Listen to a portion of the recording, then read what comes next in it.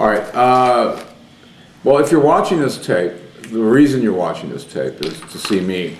And you want to see me because I was in The Wizard of Gore, but not by intention.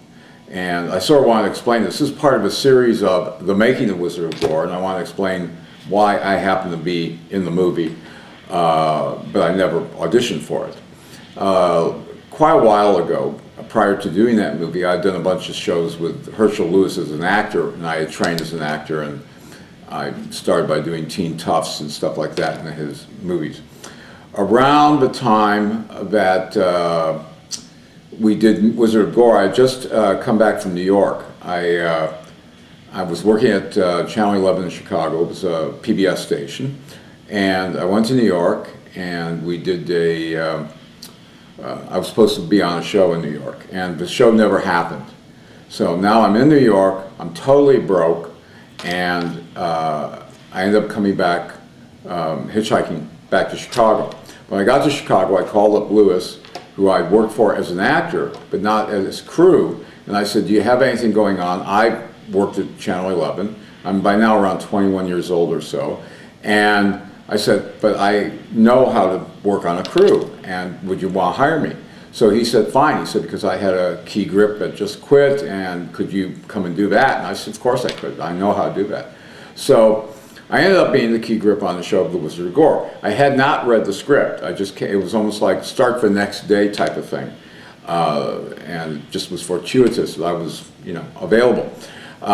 So I did the show, and as a key grip. 3 days into shooting, and maybe 3 or 2.5, the guy that was playing the Wizard of Gore, who was around in his maybe 70s, and looked perfect, was great, and could, just fool anyone, started having a meltdown, and he started cracking up on set. And at first it was that he refused to wear the tuxedo, which was a signature piece for Wizard of Gore. So he got back, and then it just started getting crazier and crazier. And we were calling his agent and this and that, and we're shooting in an apartment on Michigan Avenue, high rise, and the people that gave us the apartment, they wanted to now renegotiate the deal, and they didn't like us being there, and they didn't know what it would be like, and they didn't know it was a Gore film, and et cetera, et cetera. So they were pretty unhappy. So the chances of saying, oh gee, we'd like to come back and film this at some other time when our actor settles down, that wasn't going to happen.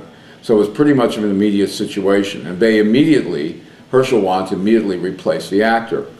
So, and I'm saying Herschel because I'm assuming if you're watching this that you know who Herschel is. Anyway, so Herschel Gordon Lewis looks around and talks to Louise Dowd, who was one of the writers, and his right-hand woman. And he said, Louise, what should we do? And they were, calling casting people and this and that. And then they looked at me, and they said, as Herschel inimitably says, well, maybe not inimitably. Anyway, he said, well, Ray, have you ever thought of playing the Wizard of Gore? And that's how he talks. Anyway, I said, well, no, I actually hadn't even read the script. So I said, but how much will you pay? He said, well, we'll give you 5 times what you're making now as a grip. So I went, I'm yours. So anyway, from that point on, I was the Wizard of Gore. And when I wasn't working, because I felt bad about this, I would help grip on the show too. I just thought of that the other day, but I actually, went back and forth a few times. But my deal with Herschel was that he could not rewrite this, he couldn't come in, and say, oh, we're changing the order around, you're doing a scene you hadn't prepared for, because I could barely prepare a day in advance of each day's shooting.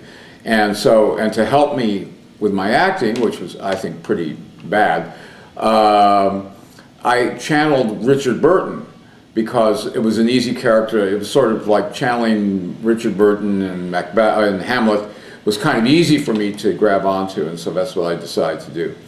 And that helped me, come up with something. So the hardest thing in what I was doing the magic tricks. And I'm actually a trained magician. I did kids shows. I made a living doing it when I was very young, like 10 years old or so. And the tricks were like, you know, like any trick, you have to practice it. And he's looking at me like, well, you know, you've had like 15 minutes, why can't you do that trick? Because we had to do some actual real tricks. And it was like, he couldn't understand why, you know, you would have to actually practice it. So it was a continual sort of sense of, you know, it created humor among us, let's put it that way. But it was I believe it was like a 2.5, it may have been one of his longer shoots. It may have been as long as 3 weeks, that shoot. And most of his shoots we did together were like 2 weeks.